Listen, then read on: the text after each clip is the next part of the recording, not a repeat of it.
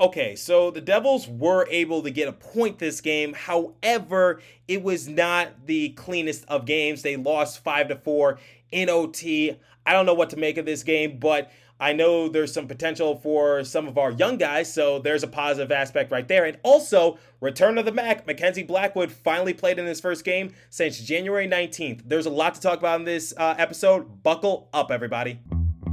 You're Locked On Devils, your daily podcast on the New Jersey Devils. Part of the Locked On Podcast Network, your team every day.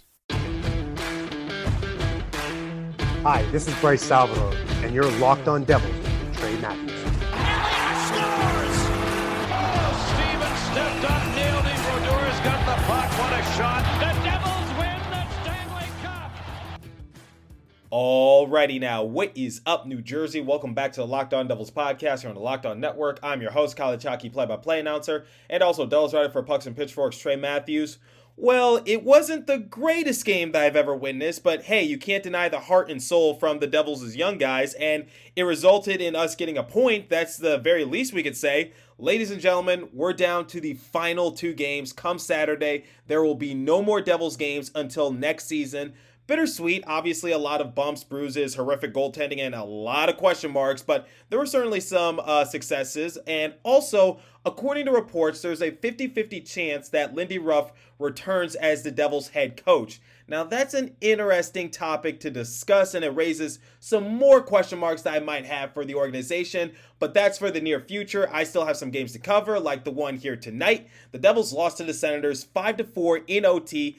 I'm going to be honest with you guys. I thought we had already lost a game going down 3-1, but the Devils made it interesting in period number 3. Some good, some bad throughout the entirety of this game. But let's talk some pregame. So the Devils were shorthanded per usual. This time there was no Nico Hischier or PK Subban. So pretty much, once again, an all hands on deck kind of effort from the Devils. Obviously, the big story coming into this game was the return of Big Mac, Mackenzie Blackwood. The first time that we've seen him in action for the Devils since mid-January, since he was recovering from re-aggravating his heel. But for the first segment of the show, I want to talk young guys for a moment. So making his NHL debut tonight was Reilly Walsh, and I have to tell you guys, aside from Luke Hughes, he is actually my favorite defensive prospect for the Devils organization.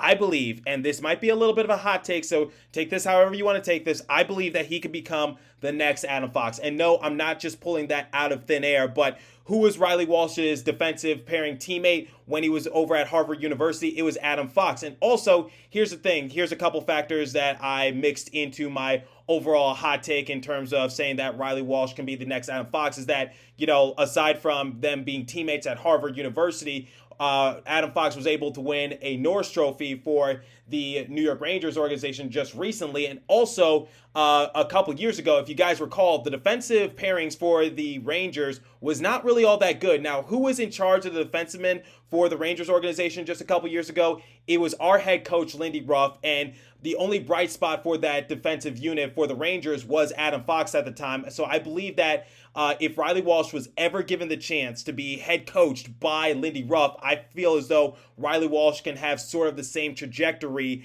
as Adam Fox. Now, here's the thing. I haven't really been talking about him recently on this show, but I still genuinely believe that maybe he could become the next Adam Fox if he develops in the correct way, similar to a lot of other young Devils prospects. So here's the thing about Reilly Walsh. I feel as though he is heavily underrated because while playing for the Utica Comets, he was able to net 42 total points in 69 games played. So his point total ranks 5th in the AHL amongst defensemen. His game score per game ranks 15th among AHL defensemen. So you need to play in a minimum of 30 games. So once again, I feel as though Reilly Walsh is very underrated. I feel as though he is not really talked about as heavily as some of the other Devils prospects, but I'm going to tell you guys once again, Reilly Walsh is one of my favorite defensive prospects for the Devils organization, and I really expect big things from the kid. So here's the thing. When watching him play this game, you can obviously tell he was a little nervous when he didn't have the puck on his stick, because when he had the puck on his stick, it looked like he was able to hold his ground for the most part, but when he has to play on the weak side or whatever the case might be, you just saw him just looking like a deer in headlights. He looked a little nervous out there. That's bound to happen. It was his NHL debut. I'm sure he has a lot of adrenaline going through his body. So once again, once Reilly Walsh starts to settle in, I'm glad that he's getting his NHL debut right now. I think I talked about it on the show just recently, saying that I really want to see Reilly Walsh make his NHL debut just so he could get a couple games under his belt and it can better prepare him for next year, because I feel as though Reilly Walsh can definitely be a sleeper type of player to make the Devils roster next year. So once again, I expect big things from Reilly Walsh, and I'm really looking forward to seeing what he could do for the Devils organization. And I'm just going to say right here, right now, once again, he is my sleeper type of player to make the Devils roster next year. I don't think he will make the roster, but he's definitely someone who could be very underrated and underappreciated. And once again, that might be another diamond in the rough type of player for a Devils organization. So once again, keep an eye out for Reilly Walsh. Look at his history at Harvard University. Look at what he was able to do with Adam Fox. Look what Adam Fox is doing for the Rangers organization right now. Do I think Reilly Walsh can win a Norris Trophy in the next year or two? Absolutely not, but I feel as though he could definitely put up some solid production for a Devils organization, and might be a late bloomer compared to his Harvard University teammate, but at the same time, you definitely should not underestimate his true value. And I just told you guys what he was able to do in the AHL in terms of his overall production. So once again, big things for Reilly Walsh in the future. I'm predicting it now on the show. And now, speaking of today's game, and also while we're on the subject of young guys, let's talk about Adam Foote's son. I'm sorry. Let's talk about Nolan Foote. I don't want to call him Adam Foote's son, because Nolan Foote was able to net 2 goals for New Jersey Devils in this game. And for his first goal, I got to give credit when credit is due. Zetterlund had an excellent slingshot pass to him. He was able to just snipe it on back to him, and Foote was able to score it with ease. It was a beauty of a shot, and that really got me out of my seat. That got me excited. So once again, Zetterlund able to just have that beauty of a pass to Foote. That was picture perfect. That was poetry in motion. And then Foote was able to score in the same period because Zacha missed the shot attempt, and then Foote just came crashing on in and able to get into the back of the net. Zacha was credited with an assist alongside with Ty Smith, and Foote was credited with the goal, obviously. So Foote able to get 2 goals this game. This definitely has to be a big middle finger to, people who were doubting him about his overall production. I didn't really talk about it on this show at much, but prior to him joining the Devils organization, he was actually having kind of a down year with the Utica Comets, because in 55 games played, he was able to have 14 goals, 18 assists for a grand total of 32 points, and he had a plus-minus of plus 15. I saw on an article saying that the overall disappointing prospects this season was Nolan Foote. And I just said, you know what? Yes, he's having a bit of a down year compared to what he was able to do for the Binghamton Devils last year, because to put it into better context, he appeared in 24 games. He had 7 goals, 10 assists for a grand total of 17 points. So obviously he was a little bit off the pace compared to last year. But at the same time, I was just like, I don't think it's anything to freak out about. I still think Nolan Foote has a lot of potential, similar to Reilly Walsh, and I believe him getting 2 goals this game, albeit it was against the Ottawa Senators, but still, that's got to be a big confidence booster to him, because once again, he was struggling with the Utica Comets organization, and the fact that he was able to get his 2nd and 3rd career goal this game, I believe that can definitely be a momentum builder going forward, and it just adds to the list of potential players who could make the roster for New Jersey Devils next year. And obviously, there's some players who are guarantees to make the roster next year. So someone like Alexander Holtz is pretty much a guarantee to make the roster next year. But when you look at someone like Nolan Foote, you got to kind of just see what he's able to do these last couple games for the Devils, because I feel as though, despite him finally putting his mark down in terms of overall production, I feel as though, similar to Reilly Walsh, that could be another player that is slept on and maybe can have a huge impact if he's able to keep himself in shape and just get more reps over the summer and just develop his overall game. So once again, the Devils have a lot of young prospects with potential, and how they develop over the summer is something I'm definitely going to be looking forward to come next year when training camp rolls around, when preseason rolls around. So Nolan Foote, Reilly Walsh, they definitely could be sleeper type of players along with Zetterlund, because we were talking about like Jesper Boquist, we were talking about Alexander Holtz, we were potentially talking about a few other players who could basically be guarantees to make the Devils roster next year. Kevin Ball was one of those players. So obviously there's a lot of talent in the prospect pool for New Jersey Devils, and I'm really looking forward to seeing how some of these young guys develop next next year. I don't really want to get ahead of myself because we are at the point of the year where we're heavily shorthanded, so the scoring and contribution has to come from somewhere. So I don't really want to overread anything. I don't want to overstep anything, but at the same time, it's definitely showing signs of potential. So once again, Nolan Foote getting a couple goals this game. Reilly Walsh's overall silent but deadly impact, if you would, like, how I call Ryan Graves in the AHL program. I feel as though that's something to consider. Kevin Ball doing what he's doing for the blue line for a Devils organization. Nikita Ahotuk was able to net his first career goal just a couple games ago. He didn't play this game, but, that's something to write home about. But ultimately, I'm really looking forward to the overall development for New Jersey Devils. And it's games like this where even though the Devils came out on the losing end, it's still something to just take away in a positive manner, which is young guys are developing. They're starting to just go out there and just play and just showcase their skills and see what they could potentially do for our organization next year. So once again, guys, I know we came out on the losing end, especially to the Ottawa Senators, and then we got the Hurricanes and the Red Wings, and we got shut out by the Red Wings, and the Hurricanes are obviously not really looking at us as a tough opponent. So ultimately, we're definitely going to have our work cut out for us for these next couple of games, but it's still been a fun year of seeing these young guys develop in the right way. So let me know what you guys think about the fresh meat. And speaking of fresh meat,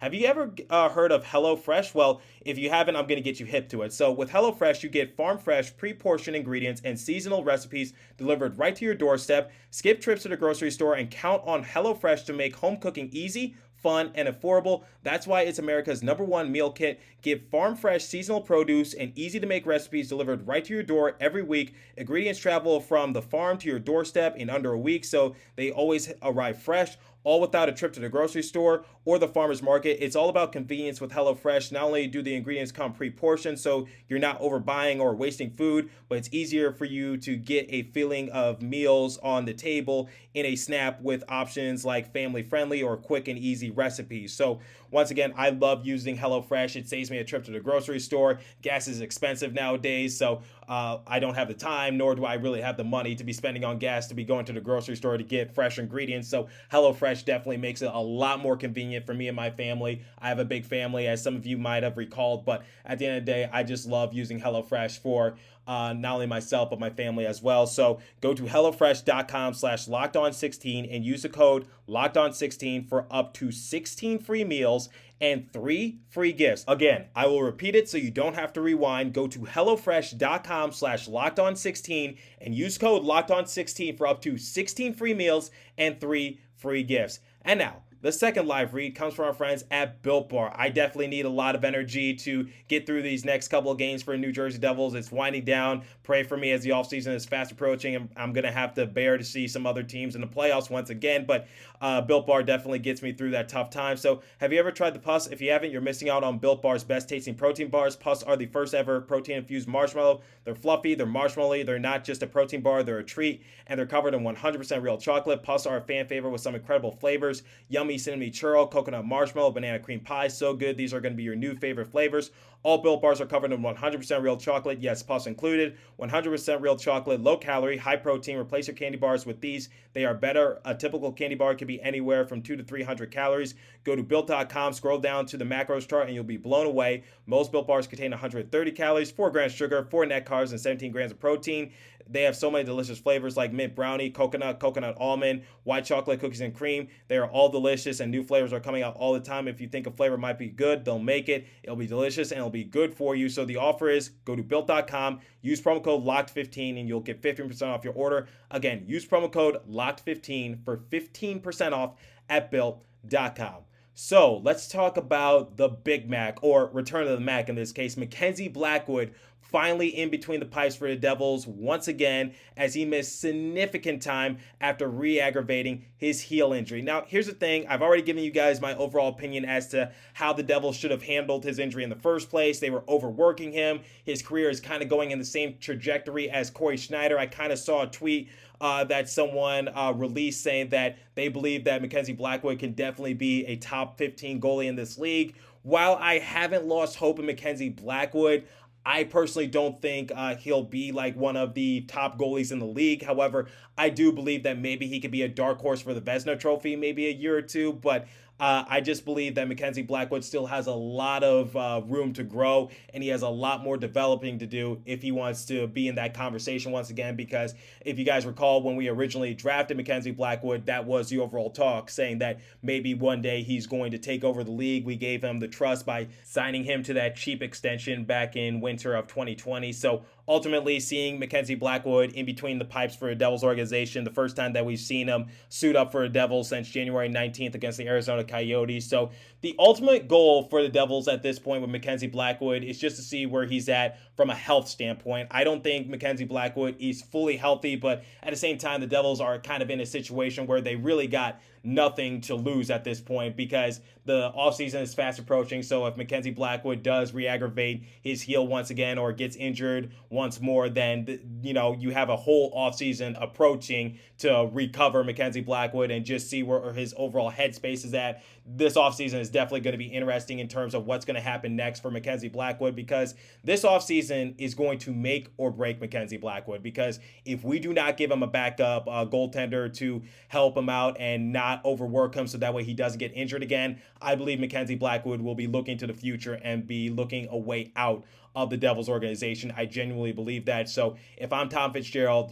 coaching is definitely a priority, but you got to keep your starting goalie happy, because once again, I have not lost hope in Mackenzie Blackwood. I felt as though we haven't really put him into the best position to win. So ultimately, we got to give him a suitable, reliable backup goalie, someone who is not going to retire and someone who is not going to get hurt. So once again, I was really excited when we got Jonathan Bernier, but obviously I don't know where he's going to be at in terms of his overall recovery process. So I hope to God that the Devils get on to just trying to find a backup goalie for Mackenzie Blackwood, because this offseason, going into next season, is definitely going to make or break Mackenzie Blackwood. Now, when looking at this game for Blackwood and his overall return, I don't think it's a fair assessment as to his overall production or where he's at from an injury standpoint. It's just because the Devils really didn't give Mackenzie Blackwood a good opportunity to win, because when you look at most of those goals that the Devils let up, you really can't put the blame on Mackenzie Blackwood's shoulders, because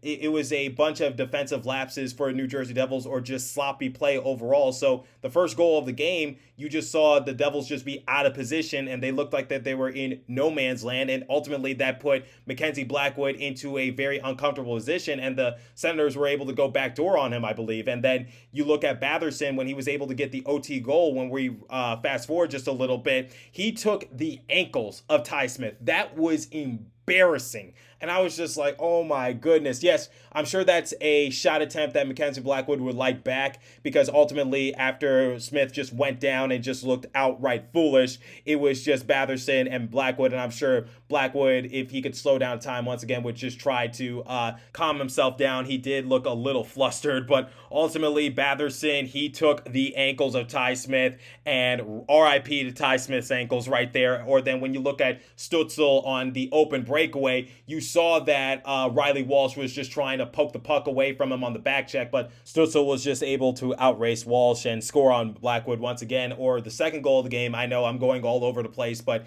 I'm just giving you guys a few examples as to how you can't blame the overall goals let up on Mackenzie Blackwood. I don't think this was poor goaltending this time around, but the second goal of the game, once again scored by Batherson just 11 seconds into period number 2. The Devils just got out-muscled because they got forechecked, so the Senators were able to force the Devils to cough up the puck, and ultimately they scored on Mackenzie Blackwood once again, making it a 2-0 game. So ultimately, guys, once again, you cannot put the blame on Mackenzie Blackwood's shoulders. I felt as though he did a pretty decent job, nothing spectacular, but somewhat decent in just trying to keep the Devils in the game. But just the overall sloppy play from the Devils, the defensive lapses, and just poor puck handling was really what was at fault for the Devils this time around.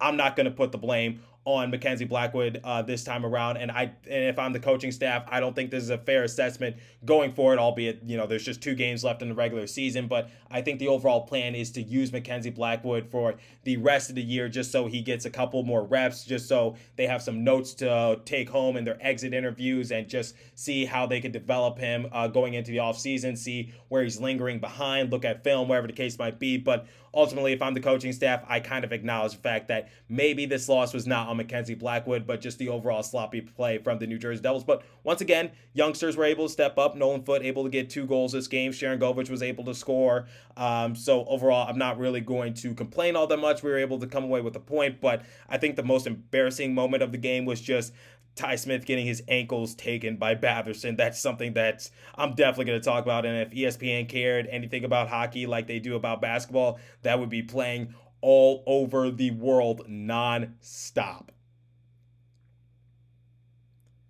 So like I do with every post-game recap, I'm going to compare the final stats and give you guys my final assessment and grade the New Jersey Devils. So shots on goal differential, 41-34 in favor of the Devils. I'm glad that they were able to get more shots on goal compared to the Senators because once again, I thought the game was out of their reach once they went down 3-1. I didn't really see the Devils amounting to a comeback and possibly winning the game, but they were able to make the comeback. Unfortunately, they weren't able to win, but rule number 1, if you want to try to beat your opponent, try to get more shots on goal so that way you give yourself a better opportunity to remain in the game. Face-off percentage, 51% compared to the Devils' 49%. Senators led that category.